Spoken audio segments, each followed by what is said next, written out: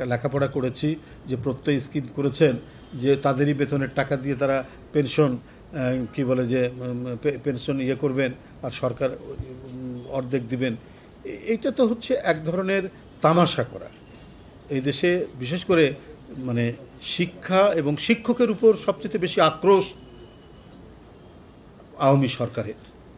যেভাবে আপনার প্রশ্নপত্র ফাঁস, যেভাবে আপনার মানে মানে শিক্ষার যে কোয়ালিটির যে কী ধস নেমেছে সে বলার অপেক্ষা রাখে না। এখন শিক্ষকদের যে ন্যায্য পাওনা যেটি তারা চলে এসছে, এখন প্রত্যয় স্কিমের নামে তারা সেটিকে কার্টেল করছে।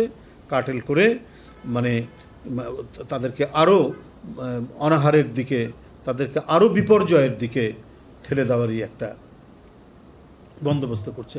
কই যারা টাকা পাচার করেছে, ঋণ খেলাপি, ওই তাদের টাকা কেড়ে নিচ্ছেন না কেন?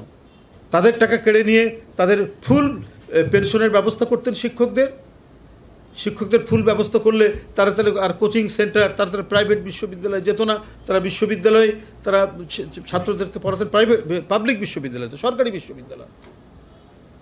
আপনি যারা লুটেরা, যাদের আপনি যে ক্যাপাসিটি চার্জ যাদেরকে দিচ্ছেন, টাকা দিচ্ছেন, মানে ভর্তুকি দিচ্ছেন জনগণের পকেট কেটে, তাদের কাছ থেকে টাকা নেন, টাকা নিয়ে এটা পূরণ করেন। আজকে লুটপাটের মানে শূন্য করে দিয়েছেন রাজকোষ।